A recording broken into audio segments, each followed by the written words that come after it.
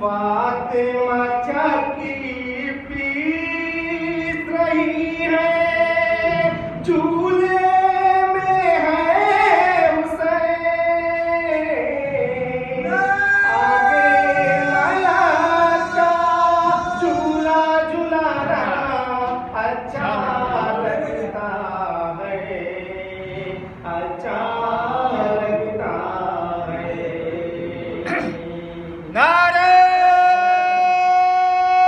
حیدری،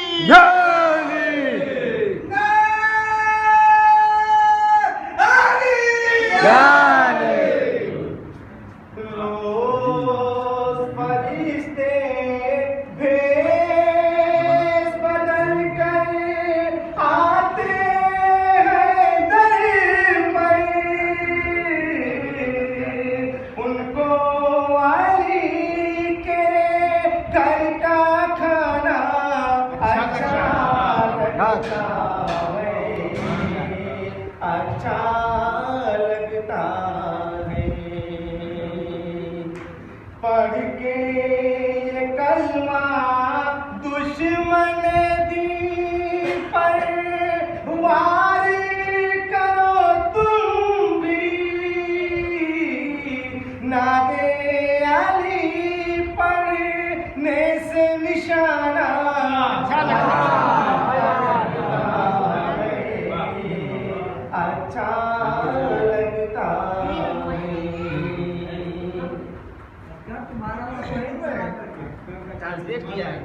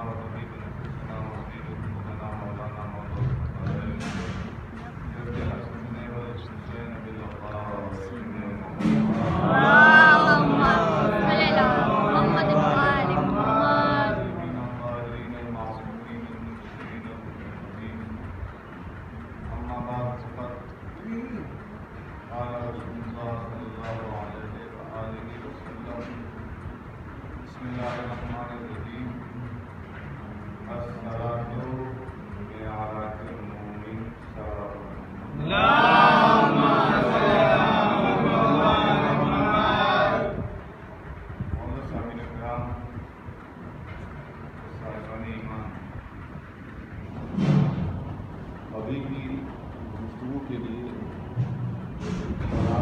کلام ہونے کے لیے اس حدیث پاک تلاوت کی ہے، وہ نبی اکرم کی مشہور روانہ حدیث رہی ہے۔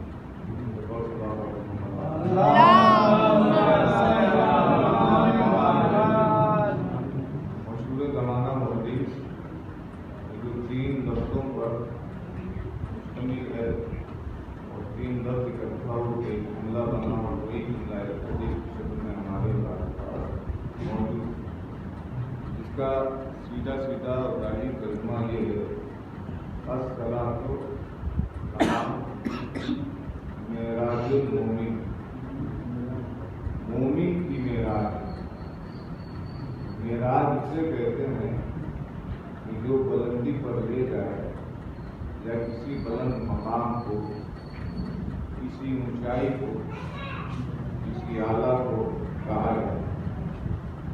پہلی بات تو یہ بتانا ہوتا ہے کہ اس حدیث کا فقرہ یہ صاف اعلان کر رہا ہے اور یہ کہہ رہا ہے کہ نماز انسان کو بلند بناتی ہے، پست نہیں بناتی ہے۔ الصلاۃ معراج المومن، نماز مومن کی معراج ہے۔ تو تعلق سیدھا سیدھا صاف کرتے ہیں کہ نماز کا مطلب یہ ہے کہ پستی کا نام نہیں ہے، نماز بلندی کا نام ہے۔ اور میں لفظوں کو آسان کرتا ہوں، محترم توجہ چاہیے۔ معراج، مومن، صلاۃ، صلاۃ جس کا ترجمہ نماز ہوتا، بہت گہرائی اور بہت کے اعتبار سے ہوتی ہے، نہیں ہے، کیونکہ جب مشہور ایک چیز ہو کر کے دوسری چیز میں داخل ہو جاتی ہے تو پھر اسی کو سمجھا جاتا ہے۔ حالانکہ اس کا ترجمہ اور معنی کے اعتبار سے دیکھیں گے تو صلاۃ کا معنی اور ترجمہ آپ کو دعا کے شکل میں ملے گا۔ اب اس کو نماز اس لیے کہا جاتا ہے کہ نماز کے پورے دعا ہی کی شکل میں ہوتے ہیں۔ آپ بسم اللہ سے دیکھ کے تشہد اور سلام تک منزل آ جائے گی، سارے کرنے یہی آپ کو بتاتے ہیں کہ صرف اور صرف آپ کی بارگاہ معبود میں دعا اور دعا کے علاوہ کچھ نہیں۔ ایضاً بولتا ہوں تو نماز کیا ہے؟ مومن کی معراج۔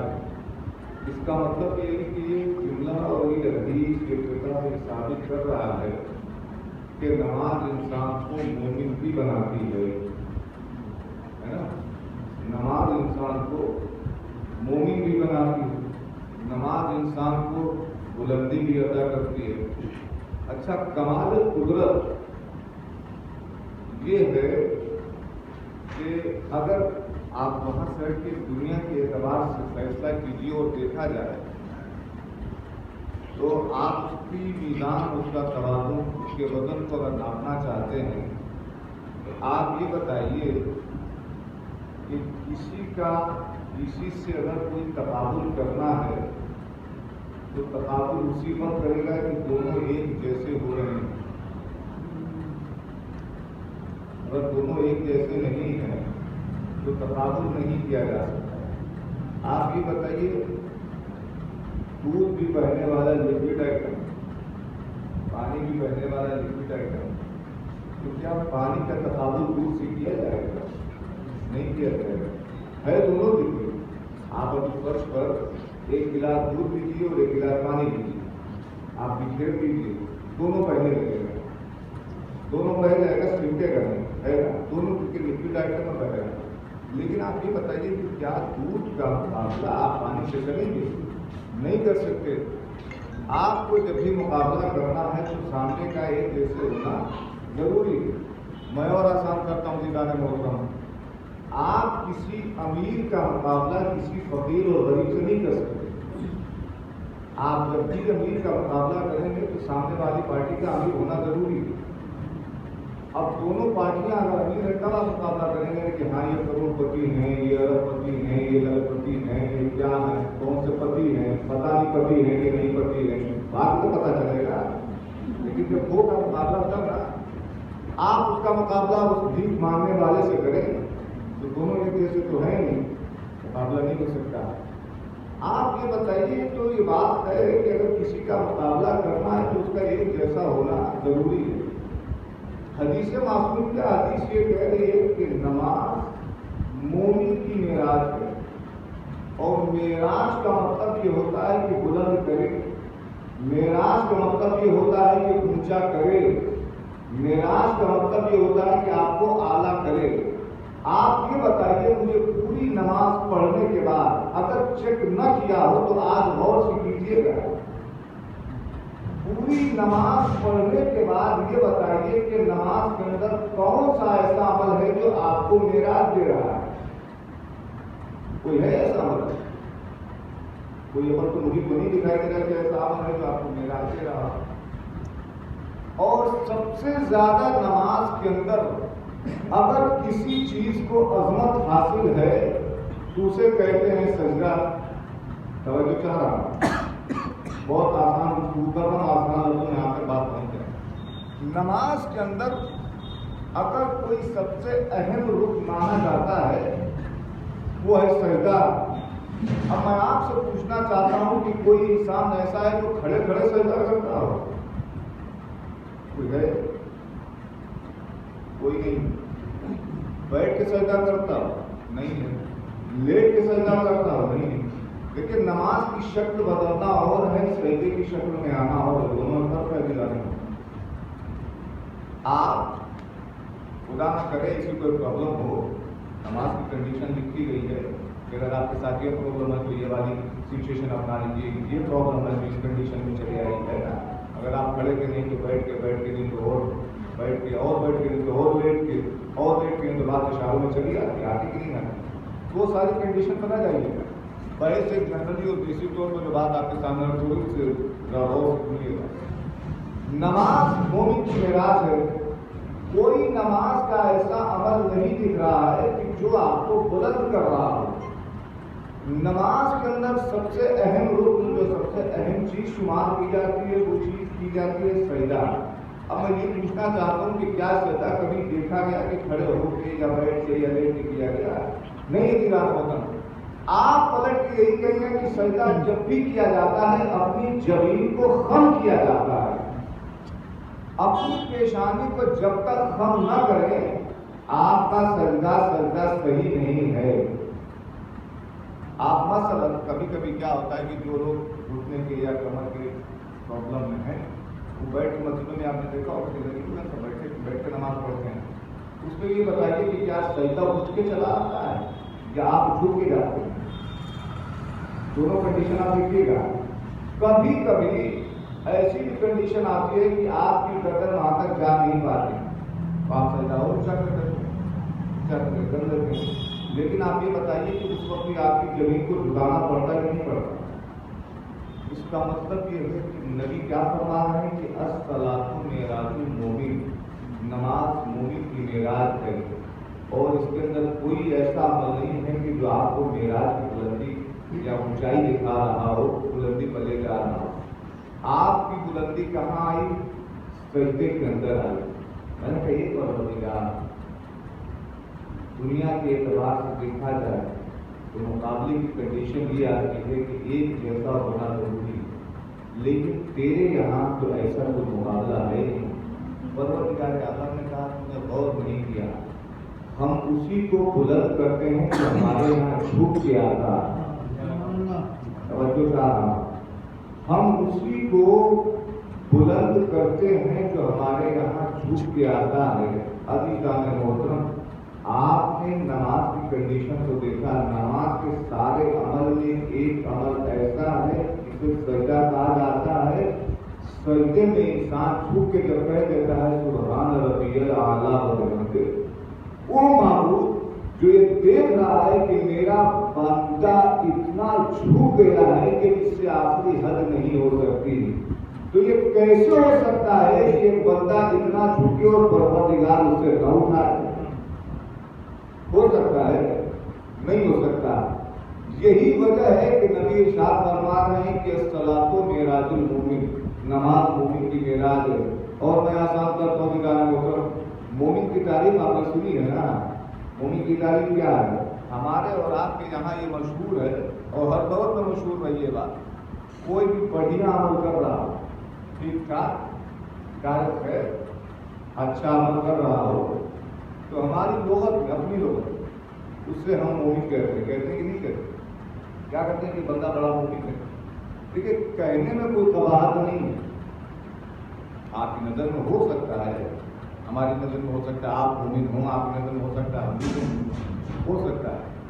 لیکن کسی نے آ کے امام اول علی بن ابی طالب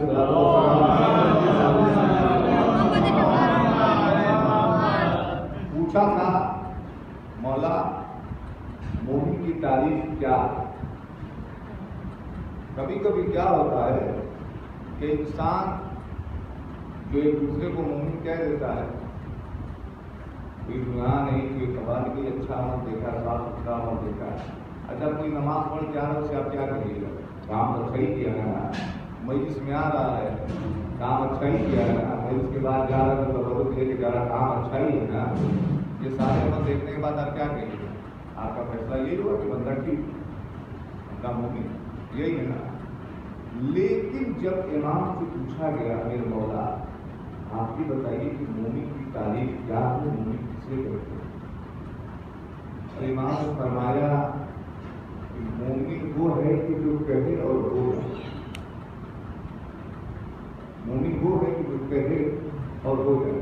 اب یہ بتائیے کہ اس طریقے کی اگر تعریف ہے تو آپ بتائیے دنیا کے اندر کوئی مومن دکھائی دے رہا ہے؟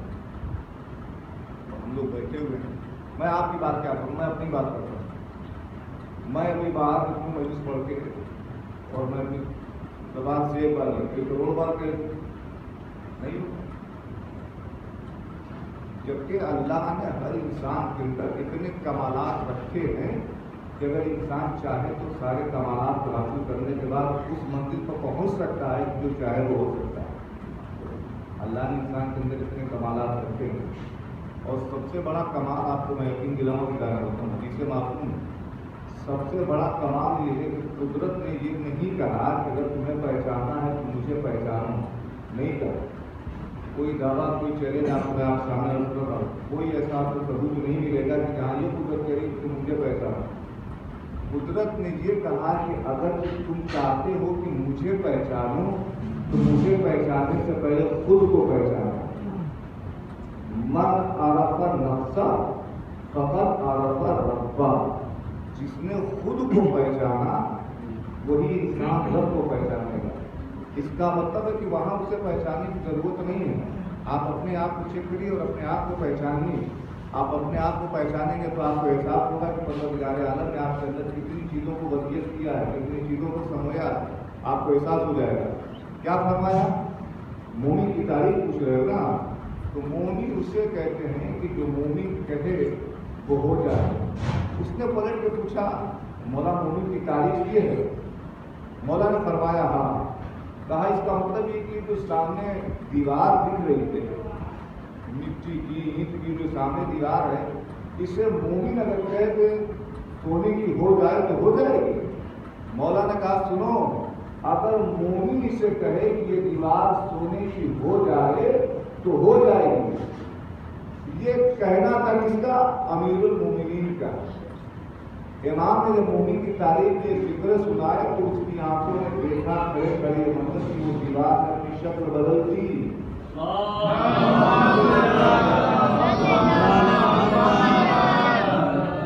دیوار میں اپنی شکل بدل دی۔ کیا شکل بدلی؟ امام نے کہا تھا نا مومن کی تعریف میں کہ وہ سونے کی ہو جائے، وہ سونے کی ہو گئی۔